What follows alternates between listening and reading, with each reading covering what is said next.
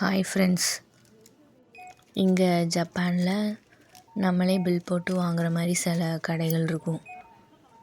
டைசோன்னு ஒரு கடைக்கு தான் நாங்கள் போயிருந்தோம். அங்கே பில் போடுறதுக்குன்னு யாரும் இல்லை. இந்த மாதிரி நம்மளே தான் பில் போட்டு வாங்கிக்கணும். இங்கிலீஷ் ஆப்ஷனும் இருக்கும். சில கடைகளில் இங்கிலீஷும் இல்லாமையும் இருக்கும்.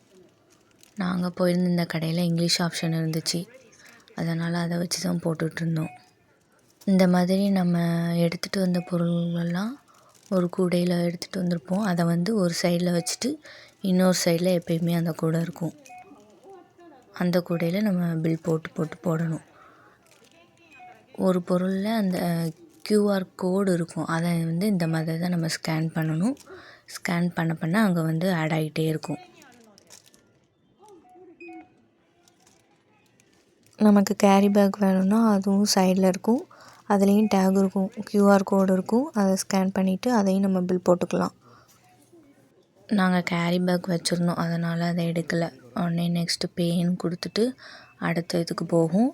அதில் கார்டா கேஷா அந்த மாதிரி காட்டும். நாங்கள் கேஷு வச்சுருக்கிறதுனால கேஷ் கொடுத்துட்டு அப்புறம் நம்ம போடணும் காசை.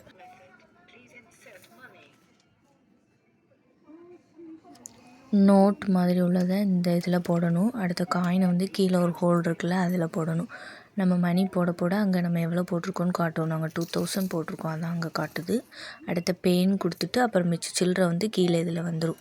ரிசிப்ட் வேணும்னா ரிசிப்ட்டுன்னு கொடுத்து எடுத்துக்கலாம். அவ்வளோதான். Bye friends.